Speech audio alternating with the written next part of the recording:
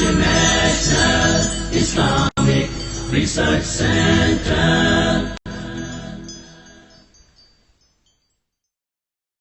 جو دعائیں قرآنی آتی ہے، جو دعائیں حدیث کی، چونکہ یہ ذکر میں سب سے افضل چیزیں ہیں، یاد رکھیں. ٹھیک.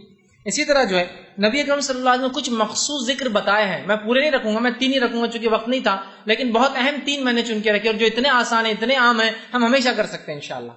کم از کم ایک ذکر کی مجلس تھی، ایک ذکر کا درس تھا، اور 3 ذکر تو سیکھ کر جائے تاکہ اس کو زندگی میں لاگو کر لیں تو ہمارے لیے فائدے مند ثابت ہوں گے. آئیے وہ کون کون سے میں نے 3 ذکر چنے ہیں کہ میں آپ کے سامنے صرف فضائل بیان کرنے میں کتنے اہم اللہ کے ذکر وہ رکھ رہا ہوں، ورنہ بہت سارے اور بھی دعائیں ہیں. پہلا جو ہے نبی اکرم صلی اللہ علیہ وسلم فرماتے اور کہتے ہیں ذکر کے تعلق سے، اور اس کی اہمیت بتاتے ہیں، اور یہ جو ہے ترغیب و ترہیب میں جو ہے یہ روایت ملتی ہے جو کہ صحیح روایت ہے. آپ صلی اللہ علیہ وسلم فرمایا اور کہا اور فرمایا، اور حدیث کے الفاظ اس طرح سے فرمایا، آپ نے فرمایا، ارشاد فرمایا کہ جو شخص 10 مرتبہ ان کلمات کو پڑھے، کیا فرمایا؟ جو شخص ان کلمات کو 10 مرتبہ پڑھتا ہے، وہ کلمات کیا ہے؟ لا الہ الا اللہ وحدہ لا شریک لہ لہ الملک ولہ الحمد وہو علی کل شیء قدیر. کیا کون سے کلمات ہیں؟ بہت آسان ہے، اس کو عام زبان میں چوتھا کلمہ بولتے ہیں. اب یہ الگ بات ہے کہ لوگوں نے 1 سے 7 کلمے بنا، کیسے بنا نہیں پتا، لیکن بہرحال ایک عام سمجھ کے لیے بول رہا ہوں. ٹھیک ہے، اول کلمہ، دوم کلمہ، سوم کلمہ، چہارم کلمہ، پنجم، چاروں میں. ٹھیک. ہندوستان میں 7 کلمے، پہلے ہم جب سیکھتے تھے جب 5 سیکھے تھے ہم نے، لیکن ابھی نئے بچے 7 کلمے سیکھتے ہیں. بہرحال تو ان ترتیب میں اگر لیا جائے تو یہ چوتھے میں آتا ہے.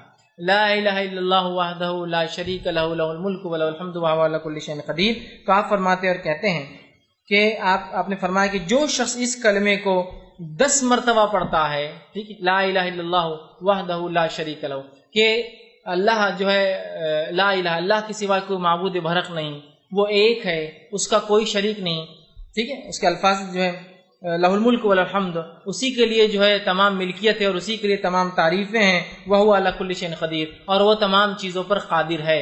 ٹھیک ہے، ٹھیک ہے، یہ اس کا ترجمہ ہے. جو شخص اس کو 10 مرتبہ پڑھتا ہے دن میں، آپ سے فرماتے ہیں اس کا ثواب ایسے ہے گویا اس نے بنی اسماعیل میں سے 4 غلاموں کو آزاد کیا. اسماعیل علیہ السلام کی نسل میں سے کتنے لوگوں کو آزاد کیا؟ 4 لوگوں کو. اور آپ کو پتا ہے کہ آدم علیہ السلام سے لے کر نبی اکرم صلی اللہ علیہ وسلم تک، اسماعیل علیہ السلام کی جو نسل کا تذکرہ کیوں آ رہا ہے؟ آدم علیہ السلام سے لے کر نبی اکرم صلی اللہ علیہ وسلم تک آپ نے فرماتے ہیں اس نسل میں کسی نے بھی زنا نہیں کیا. کیونکہ انبیاء جو ہوتے سب سے پاکیزہ نسل میں پیدا ہوتے ہیں، سمجھے؟ مشرک گزرے ہیں وہ ایک الگ چیز ہے، لیکن کوئی جو ہے زنا نہیں کیا، مطلب ولد الزنا یا زنا کی اولاد یا زنا نہیں کیا کسی. اتنی پاکیزہ نسل ہے یہ، آدم علیہ السلام سے لے کر اسماعیل علیہ السلام، اسماعیل علیہ السلام سے لے کر رسول اللہ صلی اللہ علیہ وسلم تک. سمجھ رہے آپ؟ تو کہا اس نے بنی اسماعیل میں سے 4 غلام آزاد کیے. غلام آزاد کرنا بہت اجر ثواب کام ہے. کیا کرنا ہے آپ کو؟ لا الہ الا اللہ وحدہ لا شریک لہ لہ الملک ولہ الحمد وہو علی کل شیء 10 مرتبہ پڑھنا ہے دن. تو کیا کیا آپ نے؟ بنی اسماعیل میں سے 4 غلام آزاد کر دی. صرف 10 مرتبہ کلمے کو پڑھنا ہے. کتنے فضائل اندازہ لگا. دوسری فضیلت جو ہے ایک اور ذکر کی جو میں آج رکھ رہا ہوں، ویسے بہت ہے لیکن 3 میں نے چنے ہیں صرف. دوسری فضیلت والا ذکر ہے جو بہت آسان ہے، ہم سب کر سکتے ہیں، وہ یہ ہے جو کہ ترغیب و تہذیب، اسی میں جو یہ صحیح روایت ہے، بہت مشہور اور معروف روایت ہے کہ آپ صلی اللہ علیہ وسلم نے فرمایا جو شخص نماز کے بعد 33 مرتبہ الحمدللہ، 33 مرتبہ سبحان اللہ، 33 مرتبہ اللہ اکبر کہتا ہے اور آخر میں یہ کہتا ہے لا الہ الا اللہ وحدہ لا شریک لہ لہ الملک ولہ الحمد وہو علی کل شیء قدیر، وہی جو میں نے اس سے پہلے رکھا.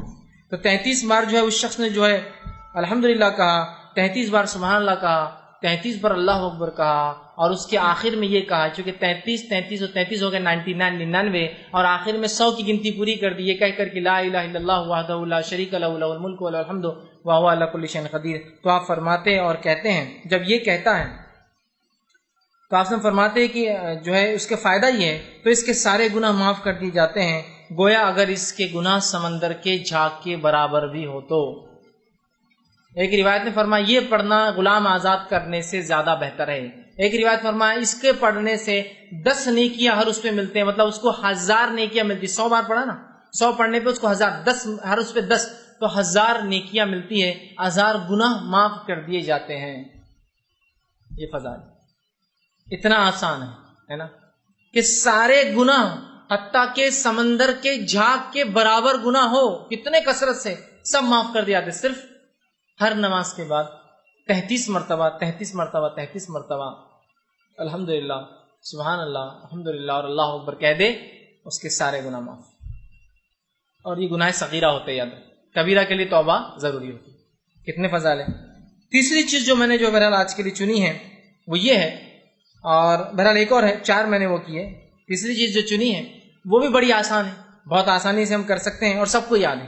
آپ صلی اللہ علیہ وسلم فرماتے ہیں اور کہتے ہیں، یہ حدیث جو ہے ترغیب و تہذیب کی، آپ نے فرمایا اور کہا، جو شخص ٹھیک ہے یہ پڑھے جو ہے لا حول ولا قوت الا باللہ، حدیث کا الفاظ اس لیے ہے قل لا حول ولا قوت، جو شخص اس کا وظیفہ کرے لا حول ولا قوت الا باللہ فانہ کنز من کنوز الجنہ، یہ حدیث کے الفاظ ہے قل لا حول ولا قوت الا باللہ فانہا کنز من کنوز الجنہ، کہ جو شخص لا حول ولا قوت الا باللہ یہ پڑھیں گا تو یہ جنت کے خزانوں میں سے ایک خزانہ ہے۔ جنت کے خزانوں میں سے خزانہ، اس کا معنی کیا ہوتا ہے؟ لا حول، نہ ہم میں صلاحیت ہے، نہ ہم میں سمجھ ہے، ولا قوت، نہ ہم میں کوئی چیز کرنے کی طاقت، الا باللہ، سوائے اس کے کہ اللہ ہر چیز پر قادر ہے، اس کی مشیت سے یہ تمام کام ہوتے ہیں۔ آپ نے فرمایا اس کا وظیفہ کرو، اس لیے کہ جنت کے خزانوں میں سے ایک ڈھکا ہوا چھپا ہوا خزانہ ہے، لا حول ولا قوت الا باللہ، اتنا ہی پڑھنا ہے، کبھی بھی آپ پڑھ سکتے عام ہے۔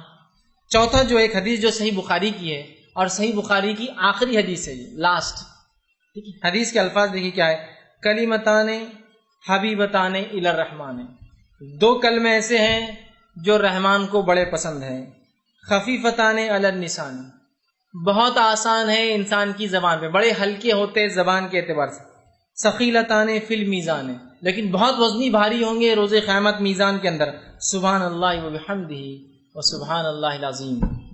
2 کلمے ایسے ہیں جو رحمان کو بڑے پسند ہے، ہونٹوں پر بڑے ہلکے ہیں، میزان میں بڑے بھاری ہے، سبحان اللہ وبحمدہ وسبحان اللہ العظیم، 2 ہی کلمے، کس کو یاد نہیں؟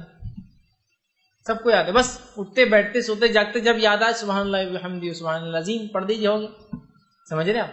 تو یہ بڑی اہمیت کی حامل ہے، اور کتنے فضائل ان کے دیکھیے آپ بتائے جا رہے ہیں ان کے پڑھنے کے بارے میں، اور یہ بہت آسان عمل ہے، یاد رکھیں، ٹھیک۔ تو ہم اللہ کے ذکر کے معاملے میں بہت محتاط رہیں۔